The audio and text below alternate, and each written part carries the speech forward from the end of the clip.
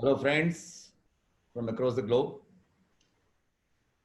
Good evening, good afternoon, good morning, namaskar, wherever you are.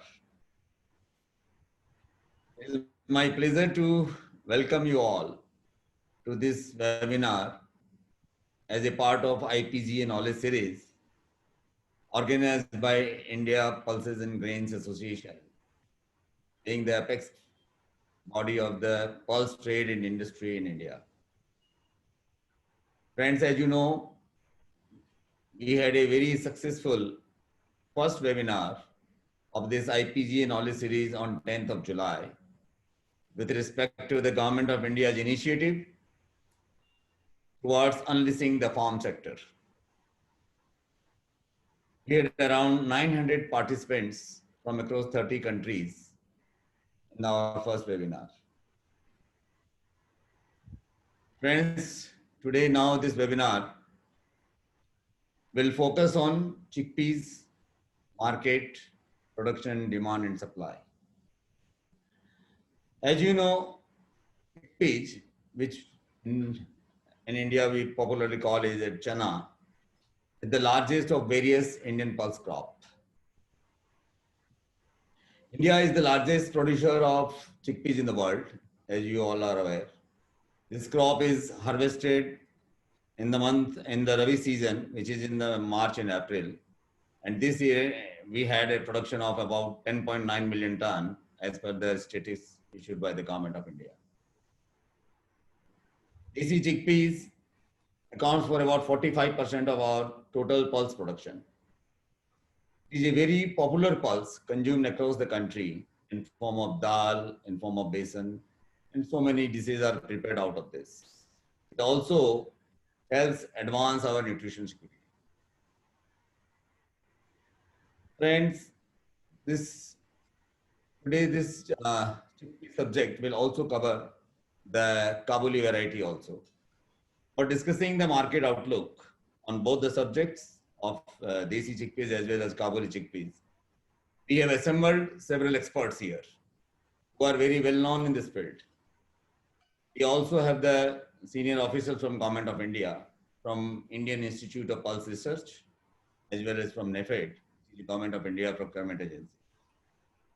We also have the panelists from Australia, from Russia, from Dubai, and they are also going to tell us about the international scenario of chickpeas. I welcome all our esteemed panelists who will be addressing today's subject with their experience and domain knowledge. I also welcome the moderator of the day, our well-known friend, Mr. Chandrasekhar. Welcome, Chandrasekhar. Thank you. These experts today will examine the aspect of China chickpeas market, production, consumption, government policy, international trade, and so on. They will also highlight the possible behavior of price outlook in the months ahead. So friends, we at IPGA promise you the 90 minutes of power-packed discussion on the chickpeas market and outlook. Given that each of the panelists are the experts in their field, the webinar will definitely, I'm sure the webinar will have important take-home messages. Friends, as you know, I'll tell something about our association. IPGA is the country's apex body of pulse trade and industry that seeks to promote the interests of all the stakeholders in the value chain. With about 10,000 members, and our membership is expanding gradually. We have about 500 direct members, and many regional associations are also our members. And thus the total membership is about 10,000, representing the entire value chain, including processors, traders, exporters, importers, logistics service providers, and so on. We are also now expanding our footprint to take on board the farmer produce organization. A number of agriculture market reforms recently announced by the Government of India have energized and enthused all the players in this business. Contract farming, private markets in addition to the APMC, the amendment in the Essential Commodity Act. These are all the progressive steps taken by the government of India. This will boost the morale of the farmers as well as the trade and industry. Friends, we at IPGA are now aiming higher, working towards more production, more processing, more value addition, more consumption, and more business, more trade.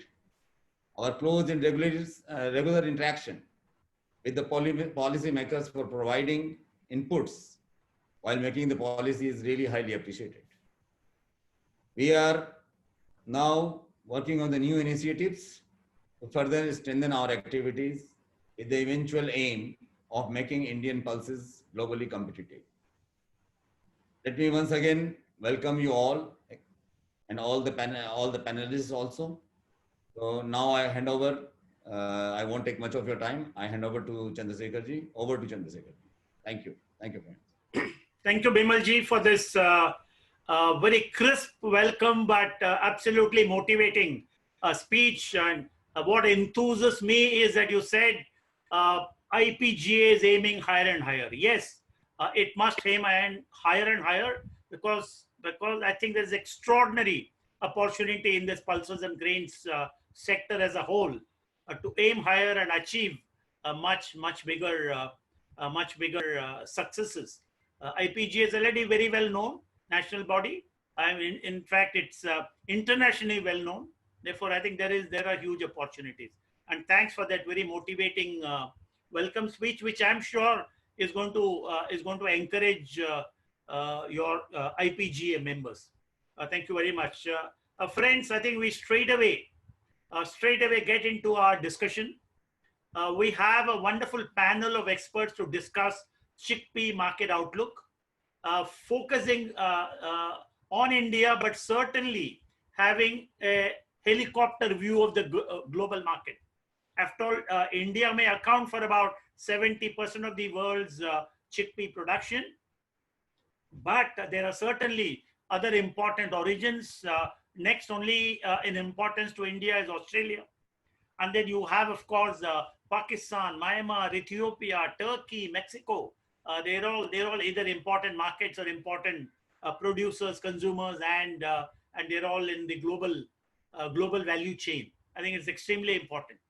We have with us an excellent panel, and let me very quickly talk about, to start with first, the Director of Indian Institute of Pulses Research, Dr. N.P. Singh. Dr. Saab, welcome. Thank you. We owe you a word of gratitude for this great revolution that we have seen in the Indian pulses market, in Indian pulses production, from 16-17 million tons straight away, a quantum jump to 23 or 24 million tons.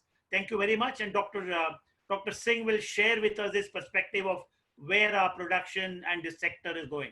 We then have our own Sunil Kumar Singh, Additional Managing Director of NAFED.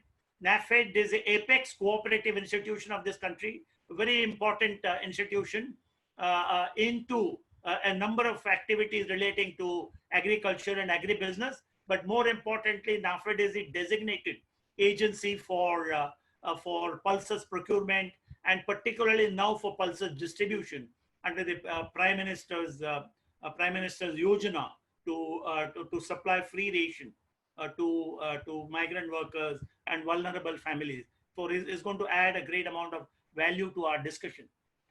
We have from our own country, from India, of course, Gaurav Bagda is a top broker, GP Agri Brokers. He again keeps a bird's eye view of all that is happening in the chickpea market. Then we have our own Navneet Chabra, who's a world-known Kabuli chickpea expert. He represents Shri Sheela International company, quite popular. We have from Australia our friend Sanjeev Dubey from Grain Trend. Is very closely associated with the global pulses trade and industry, and you can find him in almost all conferences as a speaker. Then we have Jayesh Patel, who's again a very well known personality in the pulses sector. Originally, he was based in Africa, if I remember correctly, East Africa, but currently is in Dubai. And he heads the big group BIG. And he again is someone who keeps track of the pulses sector all over the world and is a very well-known personality in the trade. Then we have someone from UAE, but who is currently vacationing in Greece, and that is Jem Bogusloglu, who's GP from GP Global, is again someone who's very well known, and he's going to give us perspectives from what's happening in Canada, what's happening in Europe, from production, consumption perspective, etc. I think we have a fantastic panel. I'm quite encouraged. I feel very enthusiastic and very honored to have been invited to moderate this panel discussion. So without much ado, let's get into this subject straight away. And let me mention that over the last 2 or 3 years, we've had a massive increase in chickpea production in our country, which is very welcome, because after all, the chickpeas constitute 50 to 55% of India's production. It is a rabi crop planted in November, December, and harvested in March, April, and it's highly nutritious. It is consumed as a raw pulse. It is consumed as split pulse or dal. It is also converted into flour, besan, which is again nutritious and the very popular food ingredient in India.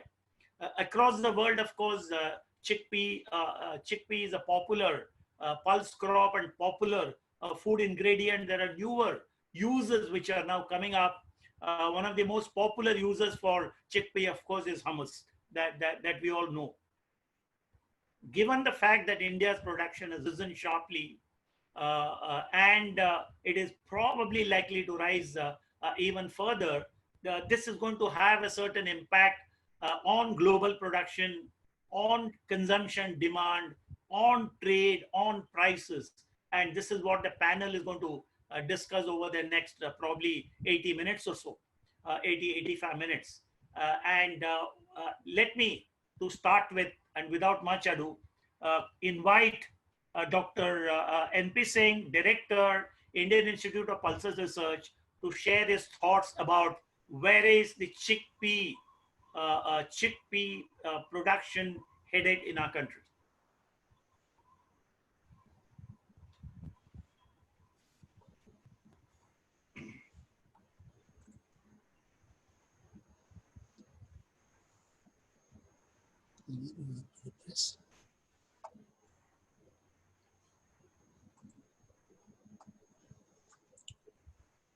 Good evening to all of you. I'm audible. Good evening. Hello. Yeah, we can. You're audible. Perfect. Dr. Saab, please go ahead. Yeah. I'm grateful to Mr. Kothari and Pradeep for giving me opportunity to speak here, and Mr. Chandrasekhar for very nicely introducing. Friends, I will be talking to next 5 to 7 minutes how the chickpea scenario has changed in India over a period of time. You all know that chickpea, given a background, that very important crop, and almost 40 to 45% production. And when a chickpea production goes down, whole pulses goes down. This is the total scenario what we keep talking. I am basically a scientist, last 35 years, basically working on chickpea genetics and leading a national institute which research, on pulses. So take me as, that as an advantage as well as disadvantage. I see everybody from the trade side. If you just look at the chickpea scenario, I take a picture from 2005-2006, when the world total production was about 8.43 million tons. India was producing about 5.6.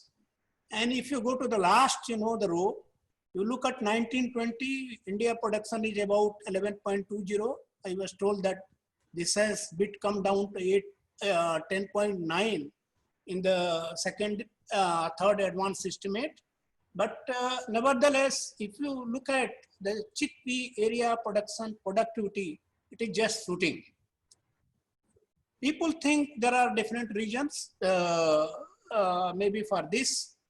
And but as a scientist, we feel that we have a very strong, the technology development in the country that over a period of time, got a very good policy support. That was the major trigger, for what we call the revolution in chickpea in the country. And I'm just showing a few slides. I will not go into detail because you are all master to this.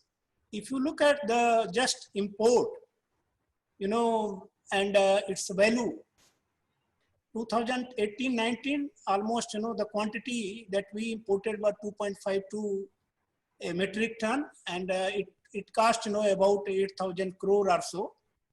But at the same time, our export is also increasing. It was, if I go to the value, it was for about 1,800 crore. And this export was basically for the Kabuli chickpea, which India produced to 10 to 15% of the total chickpea production that we have in the country. Coming to the major quantity that, that is exported, imported in pulses, major crop I have listed here. If you just look at the chickpea, it's the share. If you just see the share, that is, it is declining, over a period of time. We have about 70.92%. Now that has gone down to 41.2% of the total pulses that we have in the trade, Now coming to the what we have been importing, if you just look at the share again here, 17, and then you see 19, and then 1920. This is showing a kind of decline. It is basically because our indigenous, the production has increased, more so in case of the Desi type. I was just saying, in the country we say we have a pulse revolution because pulse production has also increased, 9 to 10 million ton in these last 10 years or so. And, but this was basically triggered by the chickpea. And if I remember, the old days when there was a green revolution, and then, the entire northern India, the chickpea was totally wiped out because of the more competitive crop like, wheat was there. But after that, if you just look at, there is more than 129% increase in production. And there is that too, 32%, there is increase from the productivity increase, remaining, that come from the area increase. So we have a kind of, both area increasing as well as, there is a productivity increase. So we both horizontal and vertical, we have expansion. Right side, you can see a very beautiful line drawn. In between, it was a drop, but later on again, it picked up. And just I was telling, you look at the 70-71. Northern India was having a 70% of the chickpea. That was a 5.34 million hectare. And then if you go right side, 18-19, now hardly, 18% chickpea is left. And there is a total shift, from the Northern India to Central Southern India. And here was a major challenge, for the chickpea breeders in the country. And I think we did very well. And we not only, that there was a shift in the area and we have to develop those varieties which are short duration that can adapt, to the warmer climate in the Central Southern India, but its productivity has to be not less than the one that we used to get in northern part of the country. So that is how, the everything happened. And if you just look at the success story, right side, I've given how it has shifted, from the northern part of the country to southern central part, though the consumption is more in the northern part. And it is all, just moves to the northern side. One of the reason, that the technology side, we developed variety which were, 90 to 100 days of maturity. They were having almost, the equal yield what we used to get, in 120, 150 days in northern India. And these varieties, they were very consistent, over the years because they were less photothermal insensitive that is required, to adapt a crop to new climatic conditions. And again, the another very important thing was when the crop moved to the more drier region, Another challenge was a disease called fusarium wilt, because that is a soil-borne disease, that is a seed-borne disease. It is a kind of havoc, you know, to the area where the chickpea is grown year after year. We have been very successful, you know, in developing number of varieties, mega varieties. They just acquired those area, you know, and we had a more and more consistent production, you know, in the southern part, having a 1,000 kg productivity or so. There was another story, you know, we used to have a kind of, you know, the Kabuli that was hardly, you know, 32 to 35 gram. And then we developed, you know, a next generation of Kabuli that was having about a 40 gram. The leading variety was the Kak 2. And then we had a, you know, the another variety where, you know, we had a more than 50 gram. And this was the one what you call in international market 9 to 11 gram.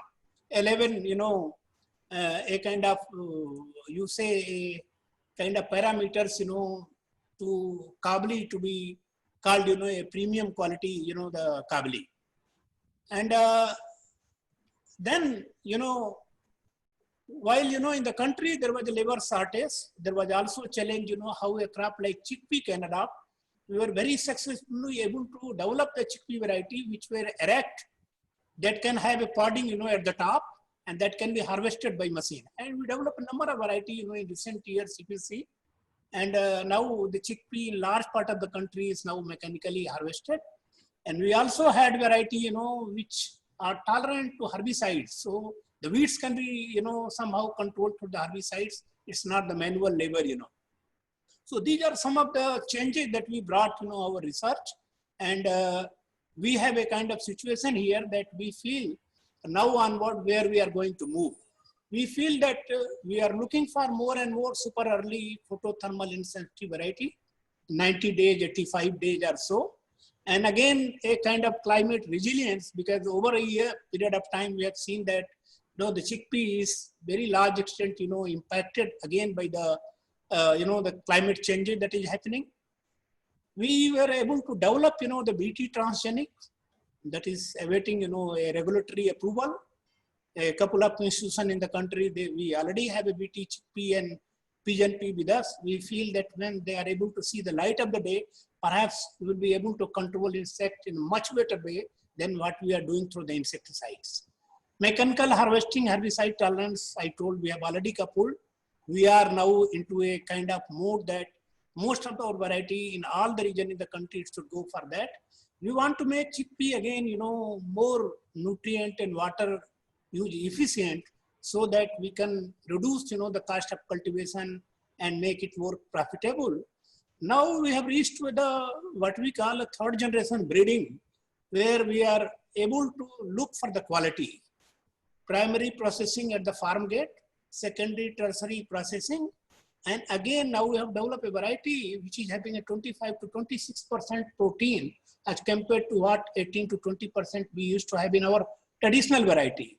We have also developed now variety which are iron, zinc, very rich, manifold, and we are in the process now that how they can be brought, you know, into the value chain. And what I see, the chickpea has to grow in the country, and all the stakeholders who are linked to this particular program, we have to develop a very strong value chain, you know. It's not only the few very traditional food that we have, you know, we have to develop, you know, ready to use, you know, the foods so that chickpea can be, again, go to the next level, you know. This is what, friends, I wanted to share. And if there is any query by any panelist or the members, I will love to reply. Thank you very much for your attention. Thank you very much, Dr. Saab. I think it's wonderful. Thanks for the presentation. Very crisp, very meaningful. I particularly have fallen in love with your last slide, which is way forward. There are so many exciting opportunities that you've actually presented. Thank you very much. Kindly stay back till the end. There could be questions. I hope time permits and you have allowed yourself an hour and a half to be with us in this program. Next, I want to go to our friend Sunil Kumar Singh, Additional Managing Director, NAFED. He's in the thick of policy making. One of the biggest responsibilities of NAFED these days in 2020 in the pandemic times is the free distribution of pulses to vulnerable families, and I think NAFED is handling it admirably well. I'm sure Mr. Singh has a lot to share with us. The floor is yours, Sunil. Thank you, Mr. Chandrasekhar. Thank you, IGPA, for inviting me to this important webinar on chickpea.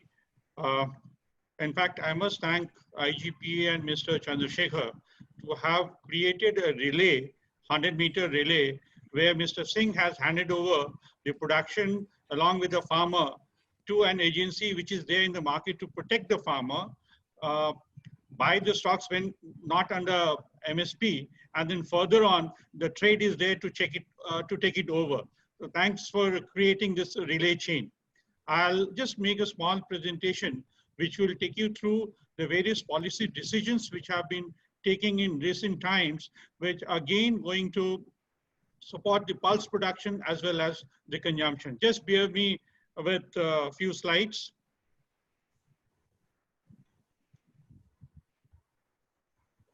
Yeah, slideshow. Yeah.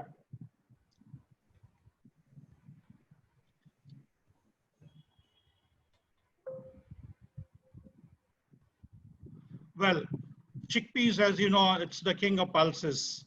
And as I was just talking to Sanjeev, it was one of the discussions which he had, and he called it is the king of pulses from the production side, from consumption side, and from the nutrition aspect. It's really the king of pulses. In India, as Dr. Singh explained, it occupies 45% share of the total production in the country. And as Dr. Singh, as well as Mr. Chandrasekhar explained, that in these 5-6 years, we have risen from a level of 7.06 MMT production to 10.90 MMT production in these 5 years. So that's the quantum growth which the chickpeas has taken to add or to contribute to the march towards the self-sufficiency of pulses in the country. To support the initiatives of the farmers along with the scientists to increase the production in the country, NAFED makes arrangement in all the procuring states at the time of harvest itself, and it readies itself in the collaboration with the state cooperative marketing federations and the primary cooperative marketing federations, who are there at the time of harvest, which is a defined period of 90 days. When, if the prices do fall below MSP, we are there to buy it at MSP, whatever be the volume. And in the last 3 years, NAFED has been making very, very heavy purchases to the tune of 27.58 lakh, I mean like 2.75 million metric tons in 2018-19, followed with 1.1 million tons in 18-19. And then again, this year, we purchased over 2 million metric tons of chickpeas at the MSP. Prior to the procurement this season, your audience would be quite eager to know that what was the stock we were holding. We were holding 1.5 million metric tons of the previous seasons prior to Rabi 2020. Then with the expected heavy procurement, as I deliberated during the IGPA conclave, the Pulse conclave on 13th of February, and there we made that announcement that we are ready with our arrangements for the good procurement, and the good procurement you saw with the procurement of over 2.05 million metric tons this season. Added together, we had roughly 3.55 million metric tons. Well, that was a huge size for a government agency to manage. And I must tell you, at the arrival time, the prices were prevailing in the range of 38 to 4,000 per quintal against a minimum support price of 48.75. So you can very well imagine the kind of monetary benefits which we gave to the chickpeas farmers vis-a-vis the market by providing them the MSP. Well, I must take you to certain policy decisions which the Government of India had been taking in recent past to enhance the consumption of pulses in the different welfare schemes of the states and the central government. In 2018-19, we had come out with a scheme called Discounted Pulses Scheme, under which we were providing a subsidy of 15,000 rupees per metric ton to the states so that they could lift the stocks from us, process it, and distribute under their welfare schemes. It was with dual objective of providing the stability to the market, as well providing nutritional benefits to the poor consumers, because by then we only had carbohydrates being distributed by way of distribution of rice and wheat. That pilot scheme got over in October 2019 with the success that we achieved. When this pandemic hit us, Government of India decided to distribute 1 kg of pulses to 19.5 million households under Pradhan Mantri Garib Kalyan Anna Yojana for 3 months, April to June 2020. All of you are aware that during these difficult times, NAFED was to process the whole pulses which it had in the various warehouses across the country, transport them to the mills, etc., and then again distribute the same, transport the same to the states for further distribution. It was quite a challenging task, and many of the, or most of the offices had faced a lockdown, but till date, we have not faced any lockdown, whether for the procurement or for the distribution of pulses under PMJKY. Well, at that very time, a thought had been fleeting in our minds that why process the pulses and distribute the processed pulses to the people? Why not chana whole? Chana whole is a wholesome food, and as Dr. Singh spoke, and as Mr. Chandrasekhar keeps on writing, chana has multiple uses, and it was the best suited. The chickpea is the best suited pulse to be distributed to the poor people, and they could draw the protein-rich, iron-rich pulse, and they could consume it easily. The distribution of the chickpeas whole started from Atmanirbhar program, where 1 kg pulse was allocated for distribution to the migrant labor. And when this scheme has been extended up to November, for these 5 months, only 1 kg of chickpea whole is to be distributed to the beneficiaries. So all put together, NAFED will be consuming, or NAFED is in the process of consuming 1.5 million metric tons, which it had been carrying of the previous seasons. So it had a dual use. We could manage the excess stock which we had. It could go to the right people for the consumption. And then again, the government was building, or the state governments with the central government was building a scheme where the pulses could also be added on for the welfare program distribution. This again adds to the captive demand of pulses, which is a booster both for production as well as consumption. In addition to PMJKY, we have the requirements from MDM, ICDS, Army, military forces, etc. And we have to transfer some stock from the existing stock to the national buffer. So we expect that of the 2 million metric tons approximately which we are holding, 30% would be consumed for the institutional supplies and the buffer. So what we would be left with, that would go to the open market. And with the kind of demand that we are having, we expect that we shall have nil carryover for the next season, which will provide stability to the market. That's quite important. And I must tell you that with these many policy decisions and changes taking place, what has happened that it has provided stability to the market. Right now, you must be seeing that NAFED is selling pulses in the range of 4,350 to 4,500 per quintal, whereas only 3 months back, the prices were prevailing in the range of 4,000. So it has a dual benefit. And as I mentioned, we are heading towards a situation where we shall have the pulses as one of the necessary components of the various schemes which the central and the state governments would be running. We have already talked on this. 1 minute, Mr. Singh. Yeah. Well, let me just touch the various Sure. agriculture Please, reforms please, which please. the pulses trade may have. Now, with this ECA gone, the interest of the stockist millers that would come, there had been lot many changes on the APMC platforms, etc. Lot many electronic portals are to come. The warehousing finance will come, and the COVID-19 has enhanced the pulse demand in the country. So what I see that there shall be a golden opportunity for investment in India's pulse industry, both for secondary agriculture, milling, and processing.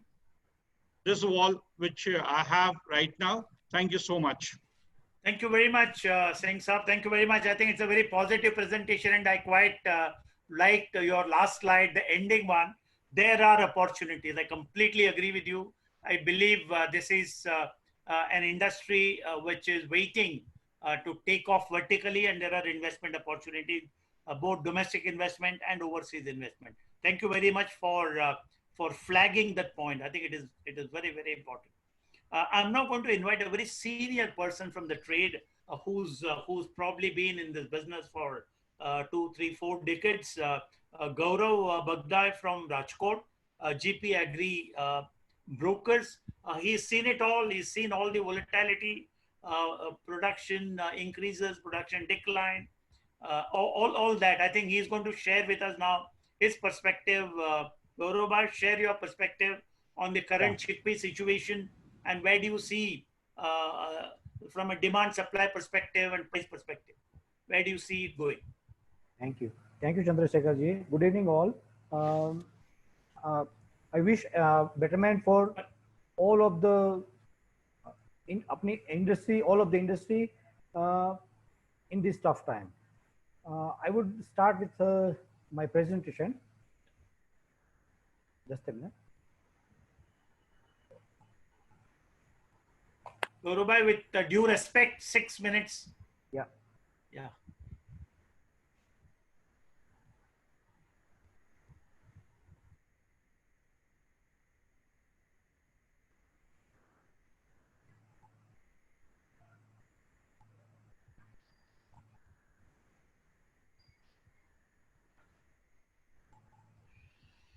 Can the tech team help, Gaurav? Okay, I started. Okay, great. Perfect. As we have seen this time, there was a record seeding this year. As efforts from our, as rightly said by Dr. N.P. Singh, government also is supporting farmers, and farmers are also taking benefit for this of this support. They have started sowing.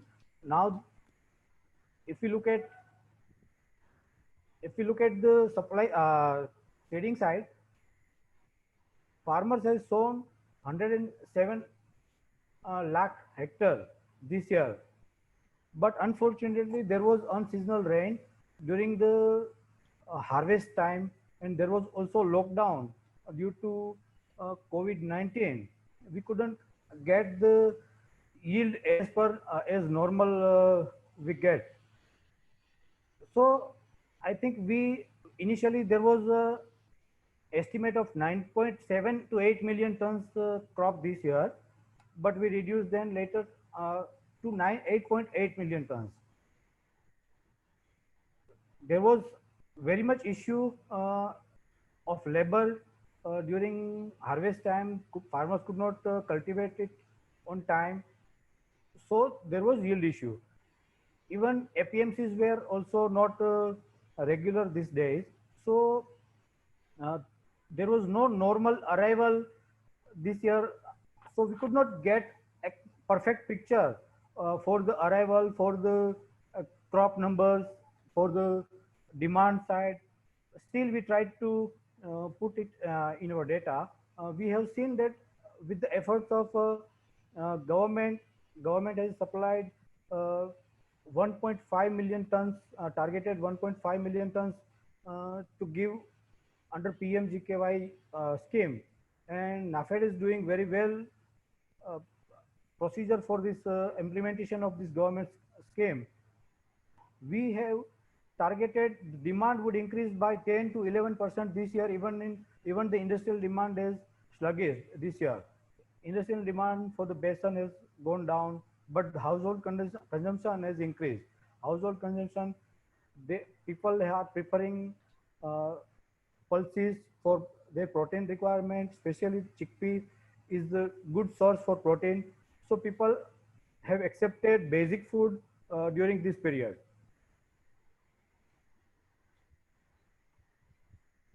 If we talk about exports, there was export ban in 2007. Government declared to ban 2007, but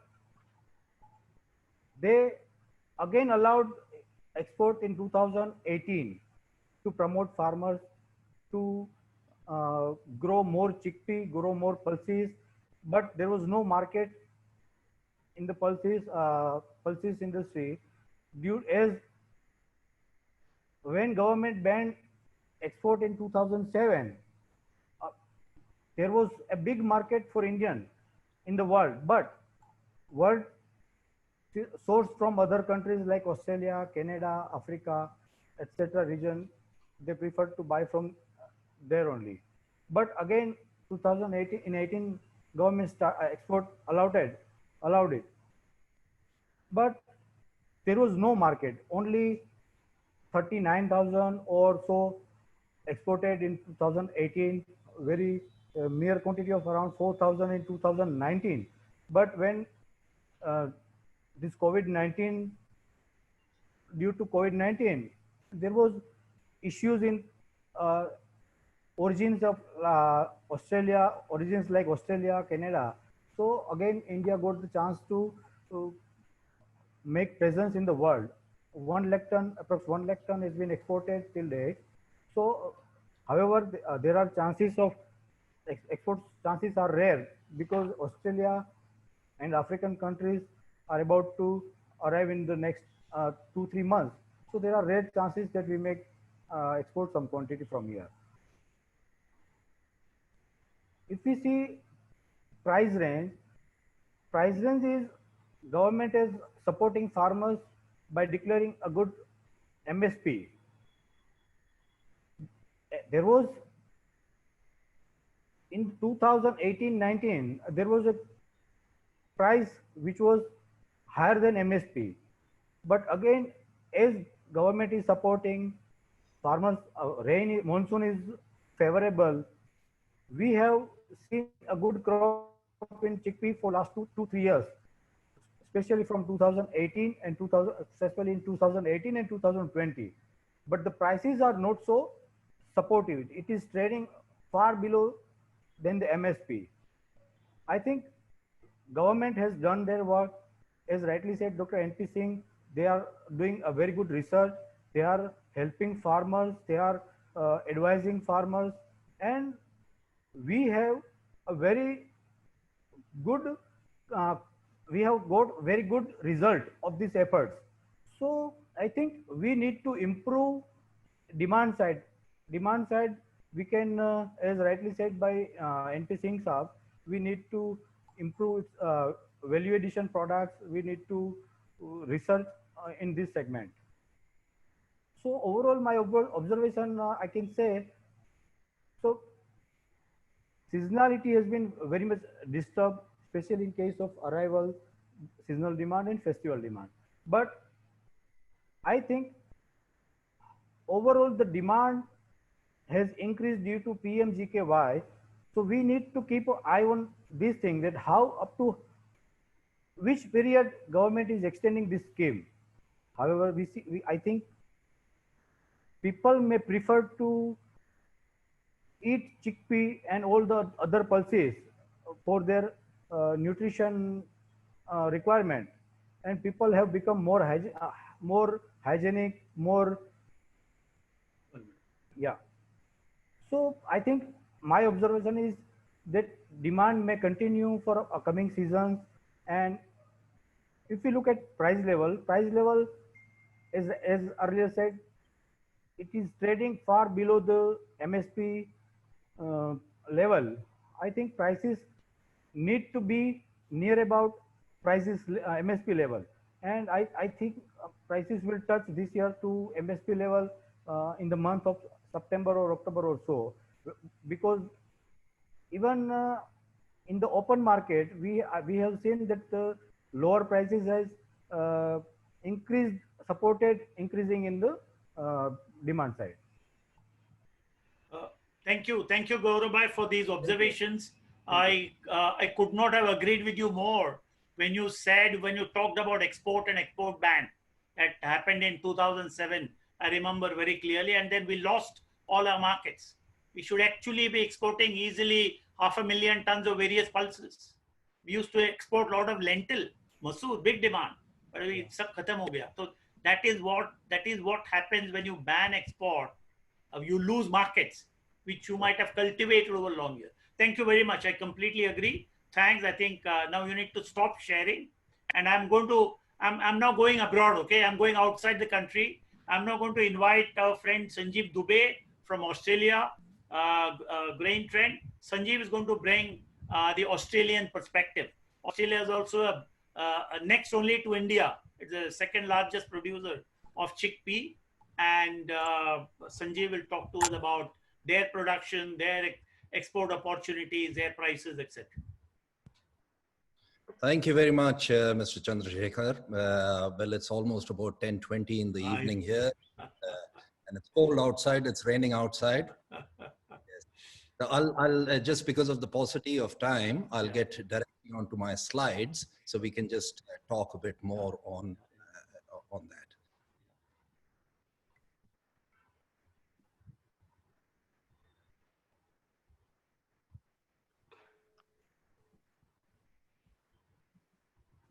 Okay.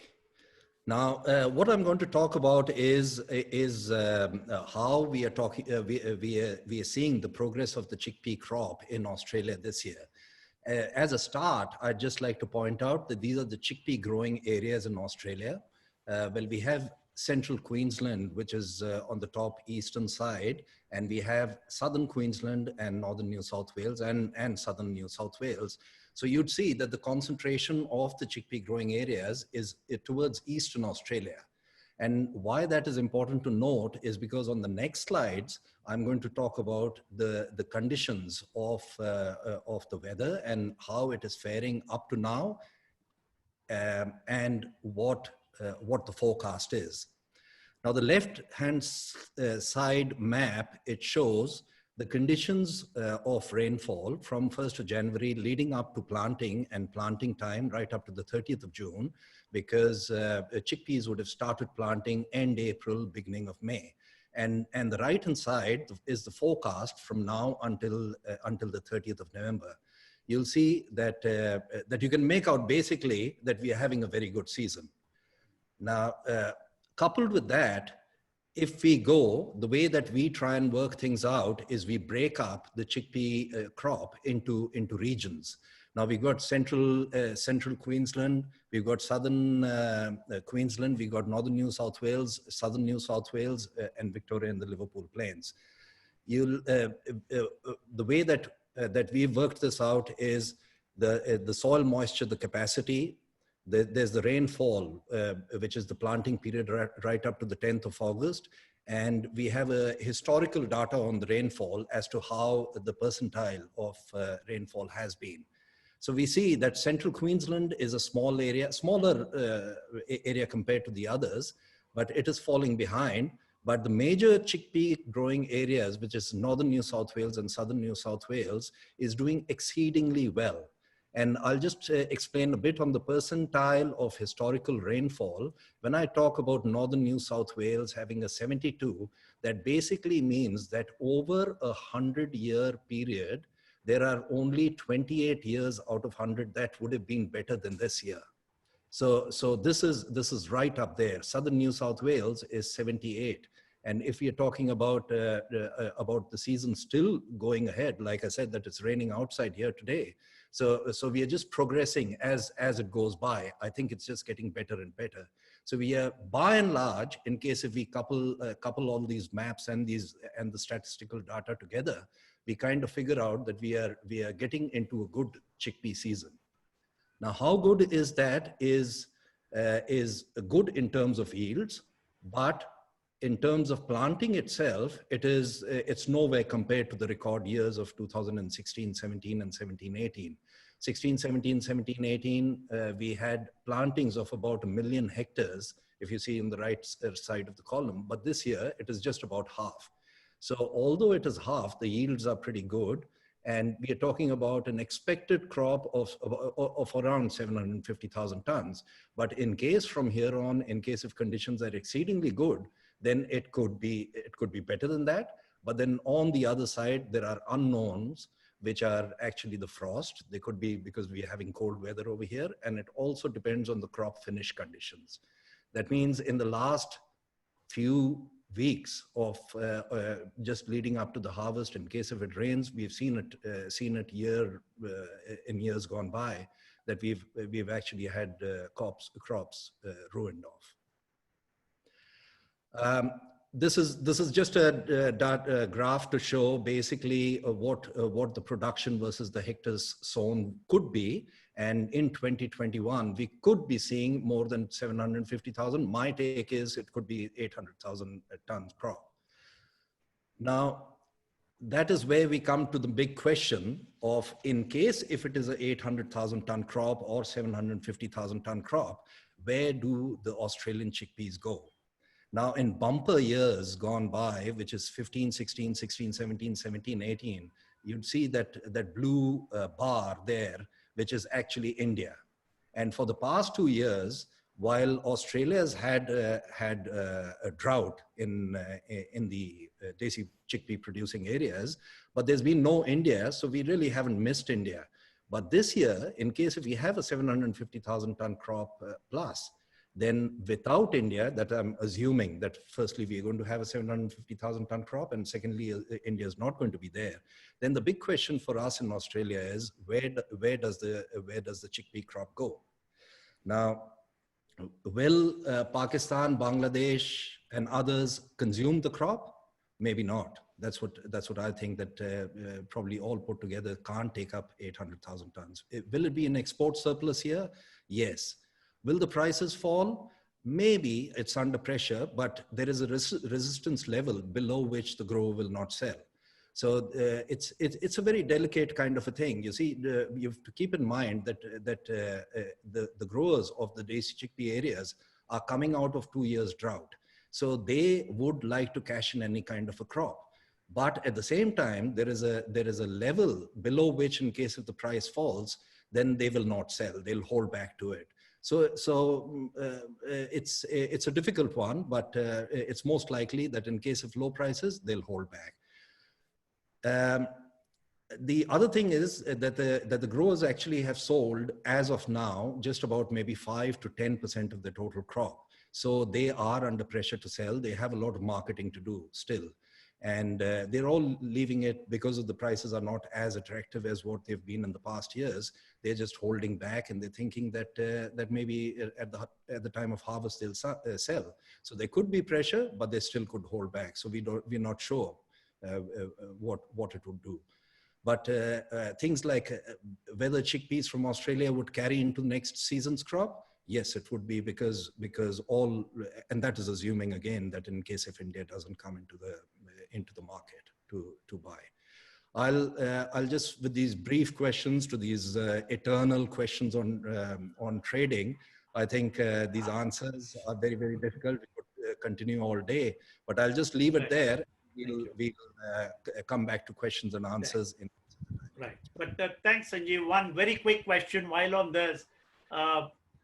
Given the level of customs duty in India, and of course, it's quite natural that you're looking at India because it is a market which you have serviced in the past, and you could not have serviced in the last 2 years because of drought. But given the level of customs duties in India, the rate of duty, how low is low in your view? How low could the Australian prices go? Well, at the moment, it is $500 CNF. Yes. You know, Yes, like yes. as traded as much as 475. So it Yeah. actually all depends on the Indian market, that where their market can absorb Right. the price Right. and along with the duty. Right. So, Right. I think these levels where we are trading just now is at its low. That's right. All right. It's very difficult to see. Perfect. Perfect. Thanks. Thanks, Sanjay, for very crisp. You've saved, in fact, a couple of minutes for us, for the other speakers. Thanks. I think stop sharing the screen. And then now I'm going from Australia. I'm going to fly to Dubai. I'm going to fly to UAE. I'm going to invite our friend Jayesh Patel, big group, to share his thoughts about what's happening in the African market. Thank you, Chandrasekharji. Let me just share my presentation.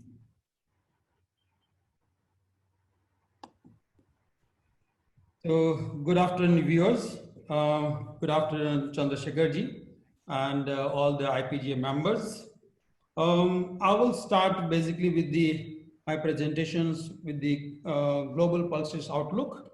Global pulses outlook, it is necessary for me to describe a little bit or just a bit of view on it, mainly just to see that the people across the world are worried about because of the increased production into the Indian market, and the India is totally missing from the global pulses market. So I thought of a bit of few things, important points I will share on the global pulses market.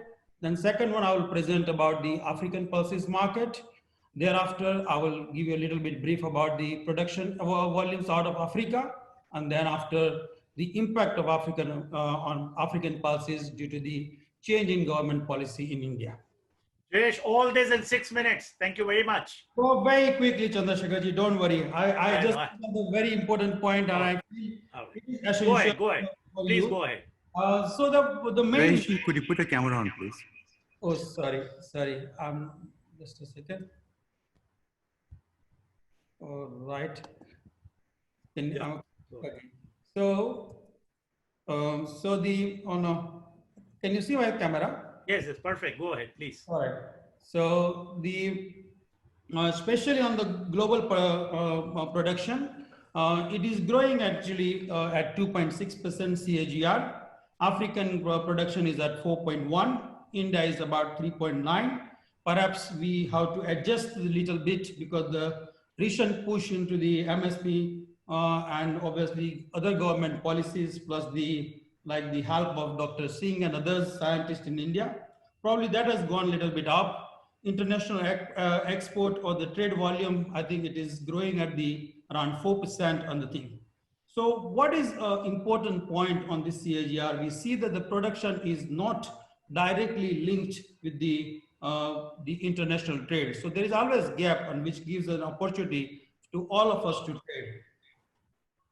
Secondly, on a point of the Indian import has gone down from 5.6 million to the 800,000 tons, which is the last to 2019 and 20.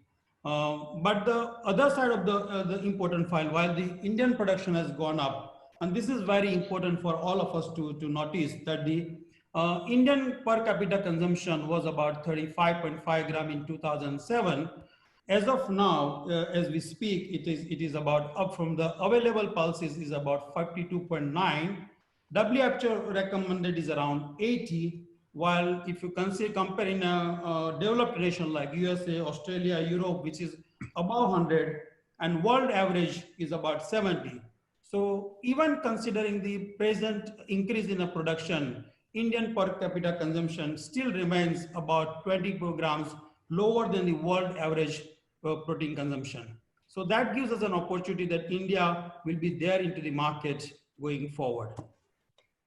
The second point which I'll try to cover about the African pulses, as we all talk about the Australia, Canada, Russia, but African pulses, it has its own importance in context of India as well, because of the main pulses which we produce is Chickpeas, green gram and Desi, and that's where the Africa has a bit of role, or probably I would say the dominant role to play into the pulses market. Africa exports about close to 1 to 1.5 million ton, And the main pulses that we produce, which is about the pigeon peas, which we produce about 500,000 ton. Malawi, Mozambique, Tanzania, Kenya currently is exporting that thing. We had a potential to increase or expand our production from Africa. It was from the Ethiopia, Zambia, Zimbabwe, Nigeria, and India has seen this sort of pulses coming from this part of the world. Chickpeas, obviously, currently the chickpeas is enjoying despite of the policy change in India. So we have an increase in production into the Sudan, Ethiopia, Tanzania, and current production, I would say not production, but it is an export out of this part of the world, is around 300 to 400,000 tons. Green gram, which is again coming from Africa, mainly from Tanzania, Kenya, Uganda, and Ethiopia. So the production volumes out of Africa, the Tanzania produces about 120 to 150,000 tons. We do not have a Kabuli chickpeas production in Africa, in Tanzania, while we do produce around 100 to 120, 150,000 tons of Desi in Tanzania. Sudan doesn't produce the Desi, but we do have a production of the 150,000 to 200,000 tons. I would like to say that I do not have an exact figure, the ratio of between the pigeon peas and chickpeas, but I believe from the trade information, we have around 70,000 tons of pigeon peas and around 80,000 tons of the chickpeas. That's what the Sudan exports again. Ethiopia it might be a surprise to all of you, but Ethiopia produces almost 500,000 tons of the Desi and the Kabuli. Out of that, the 70% of production is for the Desi and around 30% is for the Kabuli. Ethiopia has a huge domestic consumption as well locally, and they export around 30% of their crop for the export, and the balance has been used for the domestic market. The export numbers out of the country, that is Tanzania, Tanzania as of December 2019, we have exported about 122,611 out of the crop of 140,000 tons. Sudan has exported around 75 to 80,000 tons, while Ethiopia has exported around 75 to 85,000 tons of Desi and 35 to 50,000 tons of the Kabuli chickpeas. What has changed in African market post-government policy change in India? So compared to the developed nation, the African pulses produced by the smallholders using the conventional method and growing and harvesting method. So we have managed to produce and keep our importance into the Indian pulses market as well. Although Dr. Singh said that now they do have also the harvesters and other scientific way of mechanism equipment in India, but in Africa we still manage everything with the traditional method. Until 2017, the Africa used to export around 400,000 tons of pigeon peas, and we were the second largest producer globally. Although Myanmar was there, but Myanmar Africa as a combined, we are the largest, although Myanmar used to export around 250,000 tons out of Myanmar alone. Jayesh, 1 minute. Yeah. 1 minute. Yeah, please. Conclude it in a minute if you don't mind. Yeah. All right, fair enough. Please go ahead. Yeah. So basically, okay, I think I will leave this point here. Yeah, so yeah, right. I feel it on a last one, that my views on the market, that the lake zone in Tanzania has received the excess rain, and it has impacted the yield in although seeding area has not gone down. So we expect the crop to be almost 50% in Tanzania. Tanzania remains the preferred variety in the terms of the roasting chana and other size the thing. Many traders has gone short, so I think it will not allow the origin market to come down. The Indian production is about 10 million tons, which we are expecting, but we also have to keep in mind about the 2 million tons of the yellow peas into the account. So with this, I think I will leave my views here. Thanks. Jayesh, thank you very much. Very interesting. But one quick question before I let you rest. Given the status, LDC status of many of the African origins now, is any chickpea at all coming to India these days? Yes, actually, I wanted to cover in the impact slide actually. Right. What has happened that in India, but quickly, yeah, correct. Yeah, sure. Please, Africa, because what has happened that we do have a special status of LDC, and the chickpeas is not part of the restricted item. There's an export out of Africa is constantly growing, And that is the result that actually there is a shift into the production. That is, a lot of production is being shifting now from pigeon peas to the chickpeas. And that's the reason that Tanzania, what used to produce around 30 to 40,000 tons, last year we produced almost 140,000 tons. Okay, thanks. Just out of curiosity for my knowledge, does Africa produce any lentil at all? I don't know whether agroclimatically it doesn't work. Green gram, pigeon peas, and chickpeas. No, lentil, masoor. By any chance, does it produce? Only No masoor. Only 3 pulses. Fair enough. Thanks, Jayesh, for this very interesting thing. So from Australia, we went to Dubai. I'm now growing homesick. I want to come back home and invite Navneet Chabra. Navneet is going to talk to us about Kabuli, a very important crop where India is an exporter of Kabuli, and we also produce Kabuli. I'm sure Navneet is going to share with us his numbers, his data, his perspective. Navneet. Hi, Chandrasekhar ji. Thank you, IPGA team, for giving me this opportunity. So I would like to start with first, I mean, it's a Desi and the Kabuli. It's both. Many people are just connecting both the crop in globally. I mean, there is lots of confusion. So I try to share some slides, and these slides should be available by IPGA. So if anybody wants, they can get this slide. So I just cover the first. I mean, just start, and I will cover the first one. I mean. Not only the first, but also fast. Yeah, the same I'm saying, I mean. Yeah, right. So here we go. This is the varieties of Indian white chickpeas. So I taken as a vote all the white chickpeas variety. So it's like in the Maharashtra, we have the Sapaniola type, Cock2, PKV2 Virat, the same like Dr. Singh said, these varieties. In Madhya Pradesh, we have the white chickpeas in a 2 variety like Sapaniola and the Kabuli type, which is mostly the exported, main portion is exported. And then we have the Andhra chickpeas. Andhra chickpeas is also mostly have the Sapaniola type variety.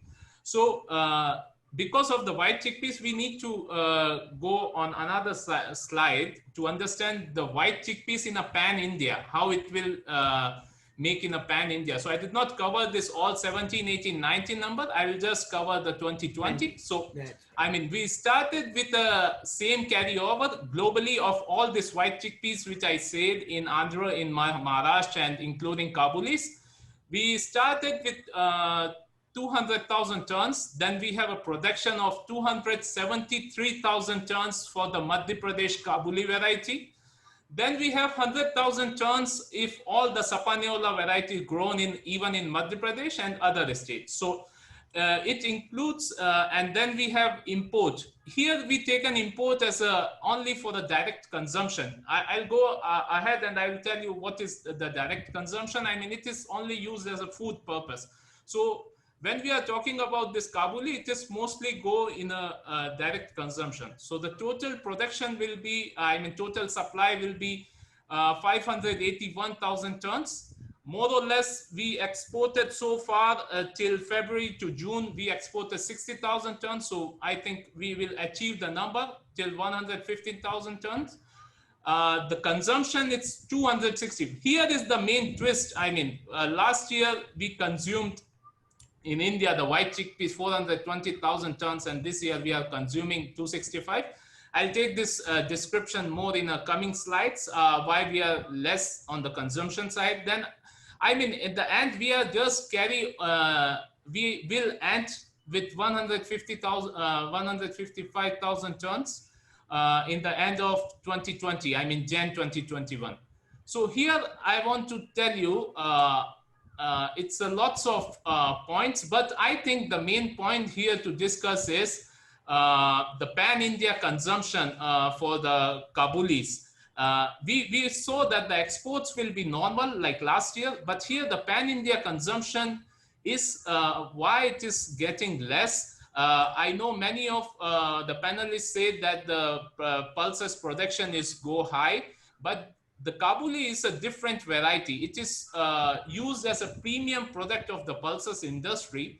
So it is consumed. It's a main product of Horeca industry. I mean, in the hotels, restaurants, and all that. So because of this COVID, everything is closed from the hotels, restaurants, and all that. So because of this, we are expecting that the consumption will be down around 35 to 40% less this year. In the 2020, because of this COVID. Home-based consumption in Kabuli is always limited. I mean, it's a different product. Okay, then I'll go with another slide. It is the Madhya Pradesh area. It is the Kabuli type. So here is the same number in the pan-India side also, 273,000 tons. It's the carryover 87,000 tons. I mean, from the last year crop, we come with the MP 360,000 tons. So here the exports will be mostly the export of the Kabulis are from the Madhya Pradesh area. So we cover it's 100,000 tons export. So the consumption also last year for this Madhya Pradesh only, it is around 280,000 tons. This year we are expecting the same 35 to 40% less because of this pandemic. So let me go for a conclusion side because time is limited. So India started 2020 almost with a carryover, less production. The carryover was same, I mean, but production in Madhya Pradesh and also in a pan-India was less by 30%. So, and also the import is negligible because of the 44% duty in the Kabuli. So import will be negligible in this 2021. The main concern is again it's coming for the domestic consumption side. Domestic consumption will be if domestic consumption increase, we will see the consumption, I mean the prices moving towards the north because the carryover will be very less. I mean, if we go with a normal consumption every year, like 400,000 tons to 420,000 tons, India will not leave with any carryover in the Kabulis and all the white varieties. But here we need to see because of pandemic, our production also down, in the same proportion, our consumption also down. So that's why we are living here with 155,000 tons of the carryover in this slide in the Madhya Pradesh, in the all India basis. So finally, with the ease of COVID situation day by day, India white chickpeas demands as well as price start moving. I mean, there is a global, Chandrasekharji, how much time I have? 1 minute. Okay. I want to be liberal with you because you are special. Go ahead. Yeah. So what I mean to say is globally, if you see the Kabulis and the white chickpeas variety, it's every country produced less in the last year, but because of this COVID situation, the consumption of the Kabulis chickpeas is go less. Like let's say the example of Dubai is a tourist country. There is no tourists, so the consumption of less. Saudi Arabia, it's a pilgrimage country, so there is no pilgrimage and the consumption is less. India, there is no weddings, no restaurants, no hotels, because so this make the Kabuli consumption less by 35 to 40%. It's different from a Desi chickpeas. Again, I'm saying it's a premium pulses, so the consumption is mostly in the Horeca industries. Thank you, sir. Thank you, Navneet, for this. One quick question. Yes, I completely agree about demand destruction, particularly for a premium variety like Kabuli. Where do you see Kabuli prices in India, say, end October? By the end of October, where do you see the prices going? And probably by December also. Yeah, I mean, as I said, sir, I mean, it's if you see that the same lockdowns open is going in the same time and the corona situation is same like today, we will end with the 155,000 tons in the pan-India, but it is not a significant number for Indian population. So, I mean, as the corona situation is, let's say like in October, it's more ease and everything will be fine. We will see the demands and the price increase in the same proportion. Where? To what level? I mean, it's No, that's that's exactly what everybody wants to know from you. I mean, for me, the Kabulis should be 80 rupees I'm talking on the container basis, like 42, 44, 44, 46. Because if you see the global prices, it is in the more or less the same consumption. And our main competitor is Mexico. They don't have enough stock. Even they exported around 50 to 60,000 tons so far. And if they go with, Perfect. Thank you, Vita. Wonderful. Navneet, thank you very much. I'm now going to our panelist, Jem from GP Global, who's vacationing in Greece, and we're going to pull him out of his vacation for a few minutes. And Jem is going to share with us his perspective of the market. Jem, the floor is yours. Thanks so much, Chandrasekhar, and hello, everyone. Well, let me just start sharing my screen. There we go. Yes. I believe. So, as you can see, my title, the title of my presentation is about Russian Kabuli chickpeas supply demand. We are speaking in specific about the Russian Kabuli chickpeas because it's the most common type of chickpeas that is being used as a replacement to chana. Before starting to digging in details about the available supply and crop situation in Russia, I'd like to inform the audience about the traditional and modern use of Kabuli chickpeas. You would be seeing on my screen that there are traditional uses of chickpeas in Middle East and Europe and Indian subcontinent. These are not all for sure. I'm sure there are lots of more applications and usage of Kabuli chickpeas, but you would see traditional hummus, falafel, chickpeas curry, even chickpeas meals in Turkey prepared with yogurt and so many different dishes, and as well as snacks in Turkey and Middle East. But nowadays, what's happening in Europe and in the West, there is a wide usage of chickpeas in different applications. Hummus is being involved into flavored hummus or hummus mix with vegetables such as avocado maybe or beetroot. And you could see even chili hummus. Once you go to the supermarket, there is plenty of different hummus types. The same is for falafel. You could see beetroot hummus now almost in all over all of the supermarkets in Europe, which is bringing together a new demand drive.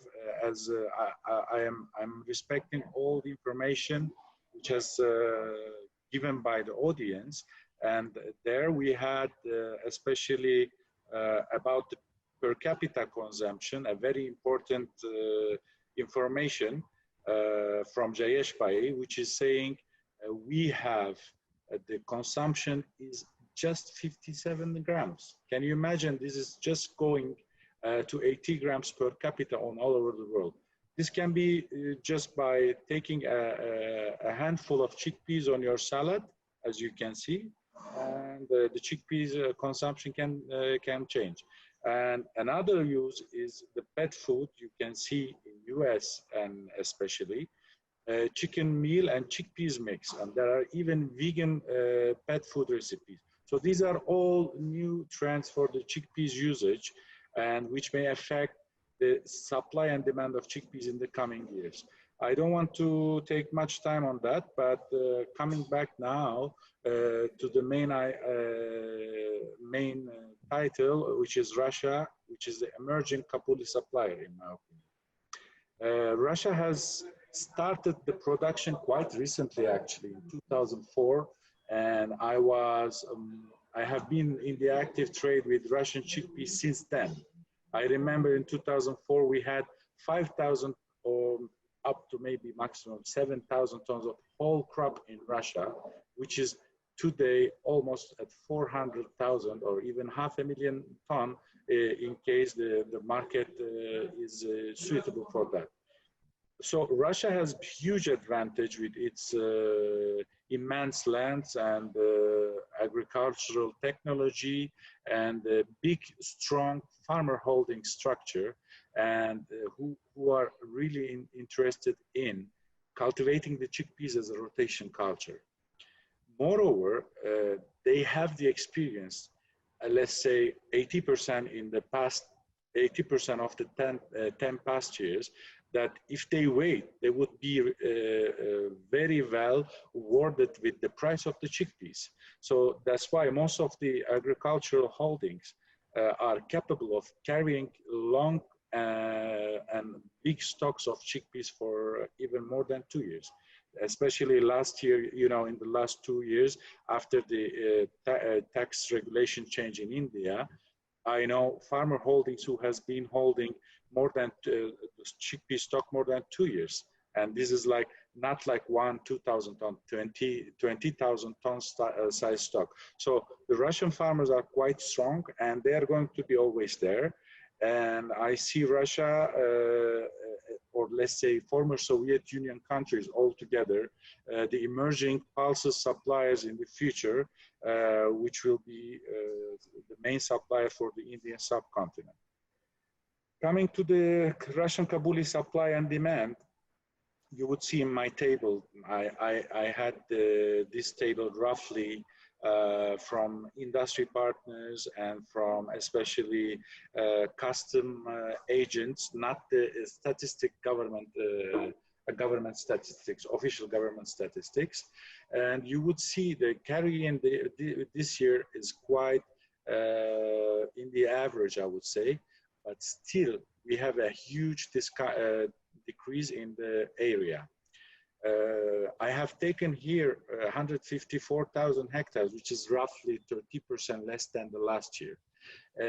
Just for information, this is the lowest number that I have heard from the Russian farmers. I have spoken with some Russian farmers who have said 30, who has said 40%, who has even said 50% less chickpeas.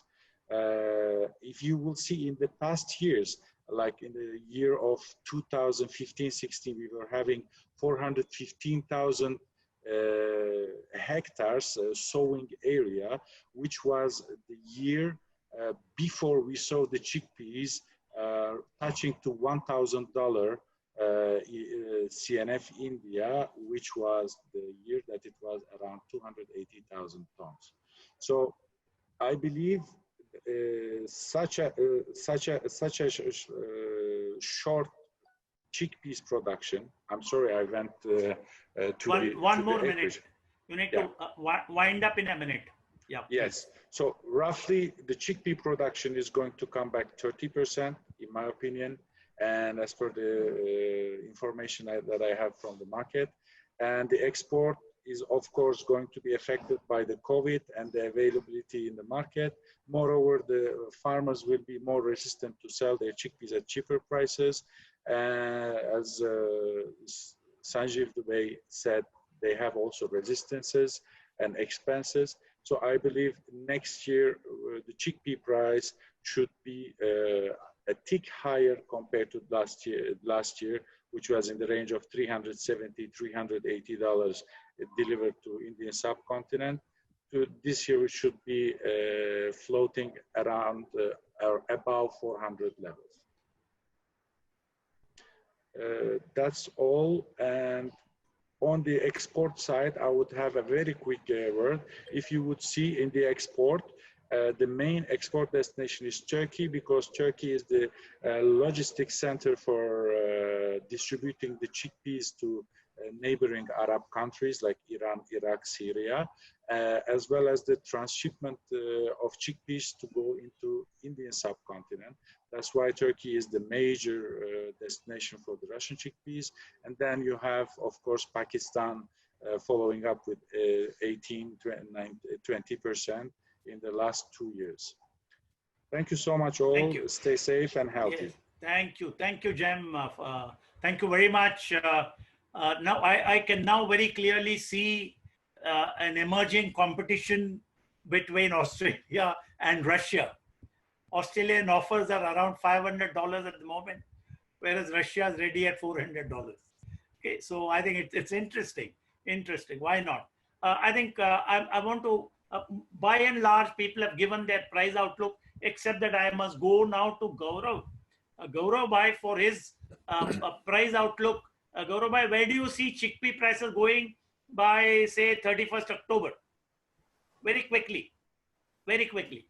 I think it should reach somewhere nearby MSP level or somewhere like 5,000 rates, because NAFED is the only entity who is having stock this year, and Right.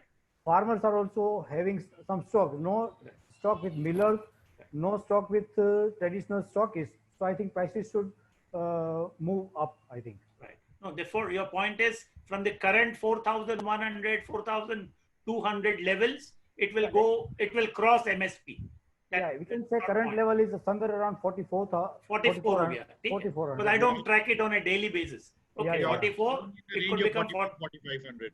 40, 48, 49, 50. Okay, fair enough. I mean, that's an indication. There's a direction which you want to give. Thank you very much. I think I just want, before we open up the question answer session for the participants, and I'm sure there are quite a few questions. I just want to go around all the panelists once.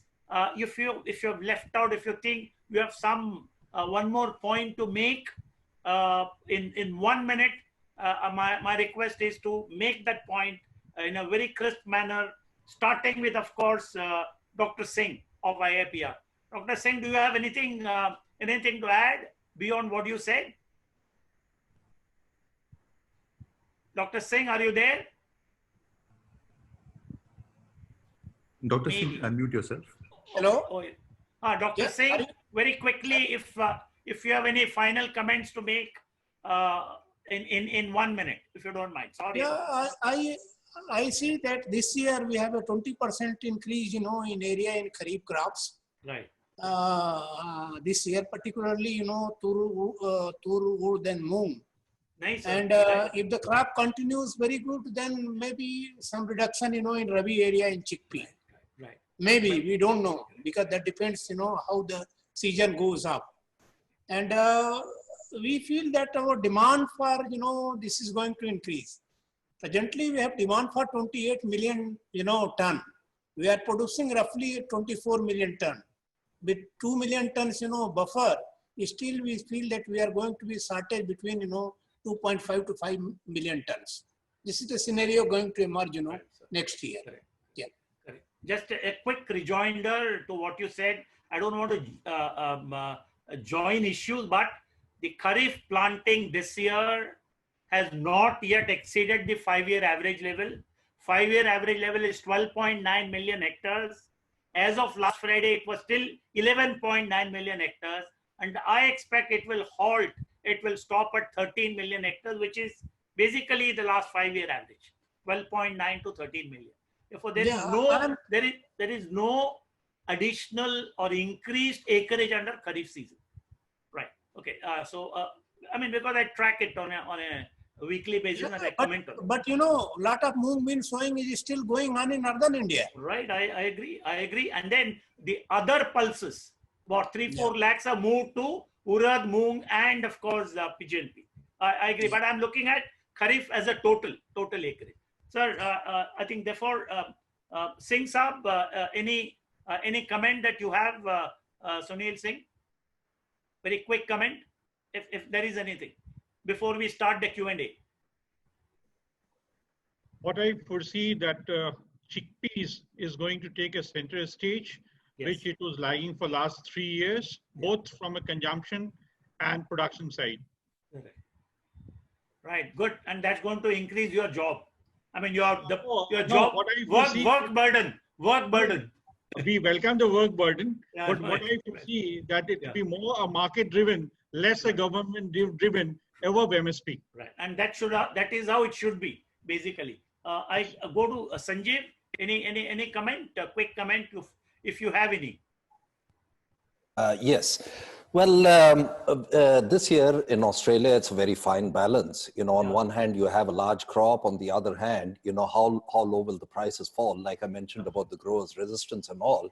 Now, the grower may have a choice to market wheat, barley, chickpeas, because he grows all of those crops.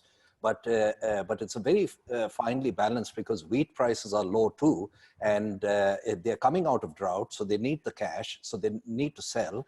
But only time will tell that what the marketing options are. Right. Thank you, Jayesh.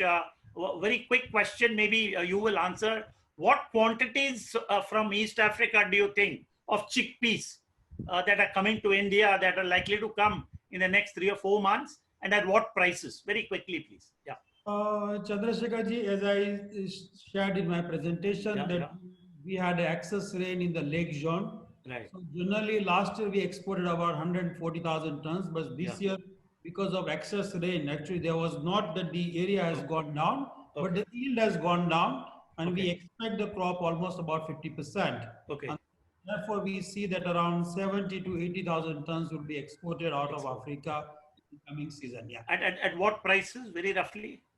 Well, as I think everyone got to follow what prices are prevailing in India, but we see that it should be closing somewhere closer to the MSP of India, which will translate around $5 to $6.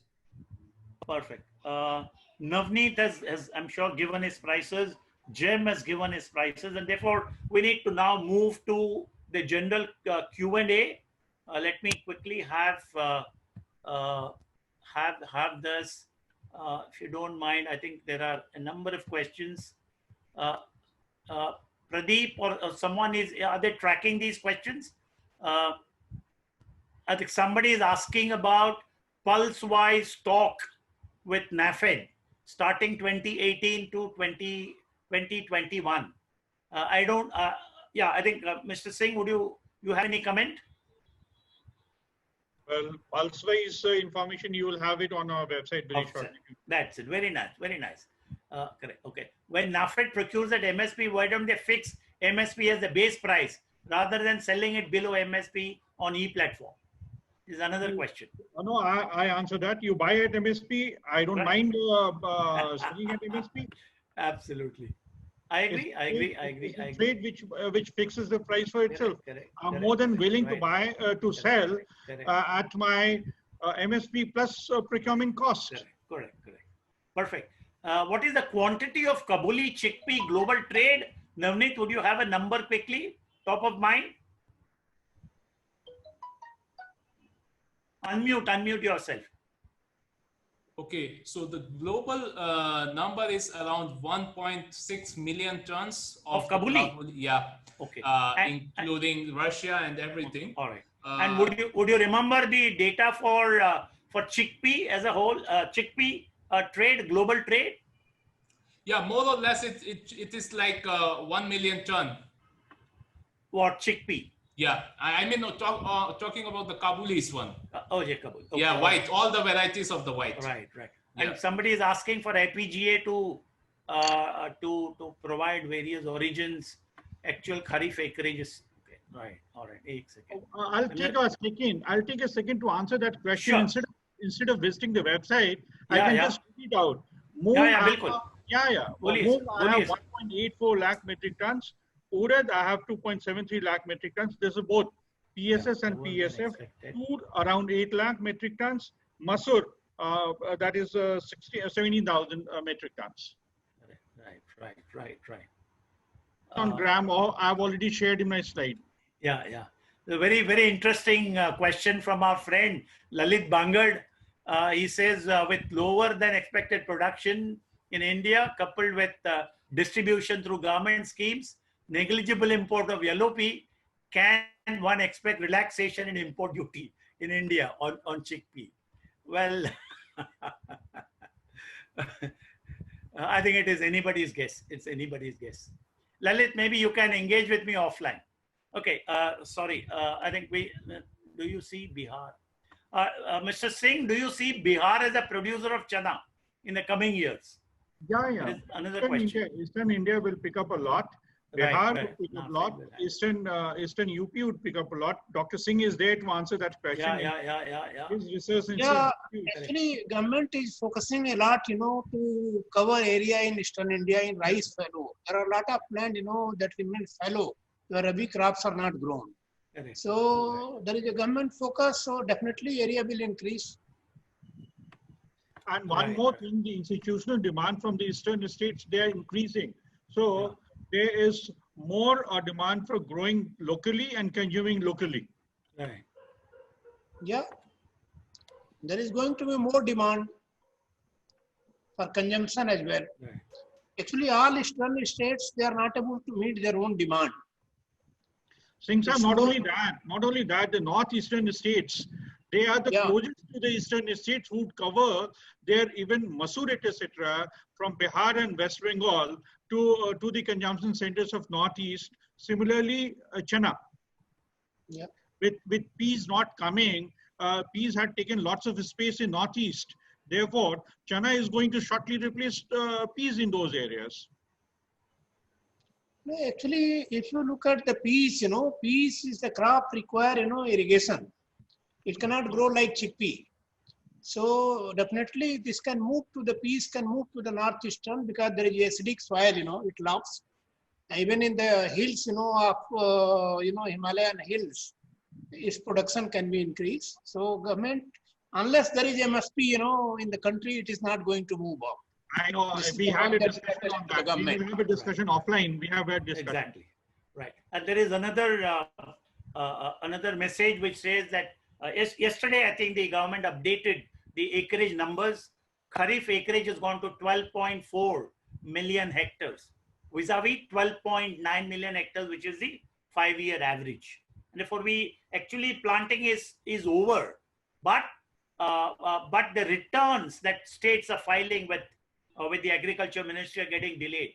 For probably by next week or a week later, we'll get the final Kharif acreage, which in my view will be just around 13 million hectares, not substantially different from the 5-year average. I think we don't have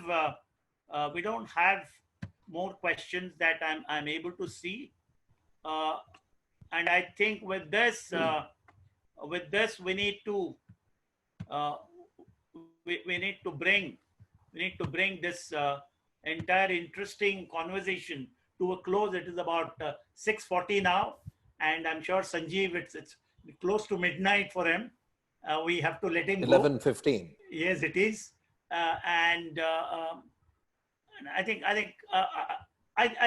I would like to end. I would like to conclude this event here.